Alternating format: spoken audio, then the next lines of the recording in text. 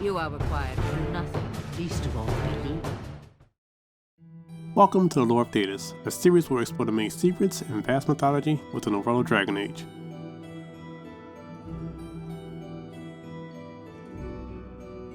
Today's topic, the first Blight. The true origin of the Blight is still mostly unknown. However, the most accepted is that of the Chantries. The Chantry teaches that it was a hubris of men which brought the darkspawn into the world. The 7 archons of the old gods sought to usurp the Maker and take the Golden City. For their transgression, they were cast out and twisted by their corruption, returning as monsters, the first darkspawn. They became a blight upon the land, devastating all they came across. It was a negative 395 ancient, 800 TE, that the Magisters trespassed into the Golden City and returned as darkspawn.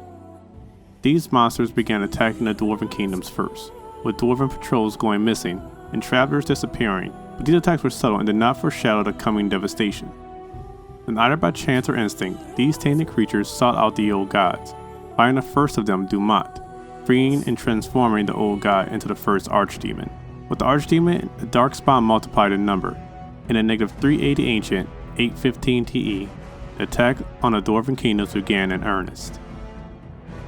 The Blight devastated all of those absorbed in it, but none more so than the dwarves, where they were brought to the brink of extinction. It was with the darkspawn overwhelming the deep roads that finally allowed them to traverse across the continent and began attacking the surface on the edges of the Deventer Imperium. The Imperium attempted to confront the Horde, but unable to cover the entirety of the continent. As the darkspawn erupted onto the surface, Deventer began to abandon its outlying territories to protect its capital of Marathis. The darkspawn's invasion corrupted the surface as they spread across the land.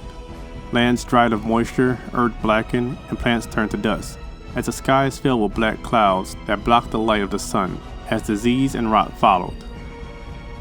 The Imperium began to fall from within as the citizens lost faith in the old gods, who had turned against them, and gifts and prayers went unanswered. Rebellions began to rise up when the priests were murdered and temples burned. In response, the Magisters summoned demons to burn all those who dared revolt as examples. This was the beginning of the Imperium's decline.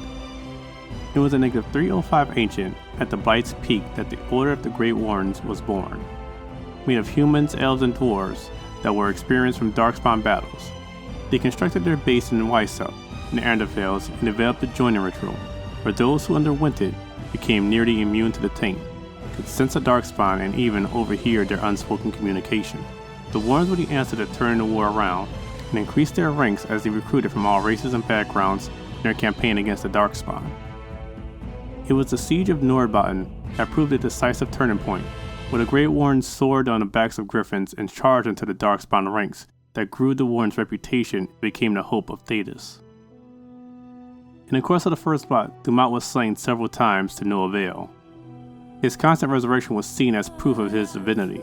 The Great Warrens could sense when the Archdemon died and rose again, but they saw their connection to the Blight might make it possible to permanently kill Dumat. It wasn't until a negative 203 ancient that the allied forces with the Grey Warrens cornered the Darkspawn, and a Grey Warren delivered the final blow to Dumat in the Battle of the Silent Plains. Dumat did not resurrect, and while the Darkspawn horde were large in number and battles continued, they became disorganized without the Archdemon. It wasn't until negative 195 ancient that the Darkspawn was forced underground and the Blight was finally declared over. In the aftermath, the Grey Warrens signed treaties with the nations of Thedas to recruit any talented individuals in preparation for any future Blights. These contracts became known as the Right of Conscription, and was to ensure that the Grey Warrens would stay vigilant against the Blight. While the surface claimed victory in the end of the Blight, the Dwarven Kingdom still fought a seemingly never-ending battle against the Darkspawn in the Deep Roads. While the Darkspawn were unorganized without an Archdemon, their sheer numbers were still enough to overwhelm the Dwarven Kingdoms. As communication between the remaining Dwarven Kingdoms failed, the surviving Tigers began to seal off the Deep Roads, and each Tig elected its own king, while maintaining allegiance to the High King of Orzammar.